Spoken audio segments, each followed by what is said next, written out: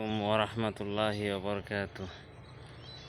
প্রিয় দর্শক শ্রোতা, আপনারা মনে করেন অনেকেই বলে যে ঘাস হয় না খেতে। দেখেন কি পরিমাণ ঘাস আমার খেতে।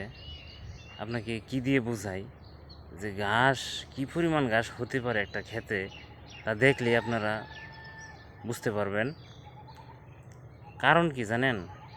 ঘাস হয় না কারণ হচ্ছে নিচে কোনো নিড়ানি দেওয়া হয় না। এই দেখেন, আমি নিচে ঘাস কাটার পরে সব নিড়ানি দিয়ে দিই, কূপ দিয়ে দিই। কূপ দিয়ে দিলে মাটিটা আলগা হয় এবং শিকড়গুলো তাড়াতাড়ি ভিতরে গজায় এবং খাদ্যগুলো তাড়াতাড়ি আহরণ করতে পারে। এই জন্য ঘাস খুবই দ্রুত 1 মাসের মধ্যে দেখেন কত কি পরিমাণ উঁচু হয়ে গেছে ঘাস। প্রিয় দর্শক শ্রোতা, আপনারা গরুর খামার করবেন ভালো কথা।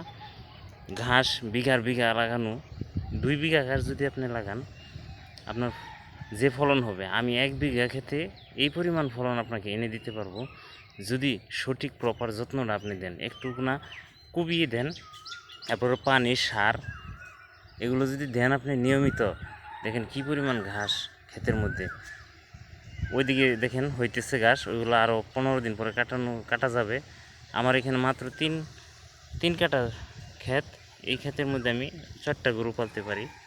প্রিয় দর্শক, সবাইকে ধন্যবাদ জানিয়ে আমি আমার আলোচনা শেষ করছি। আসসালামু আলাইকুম।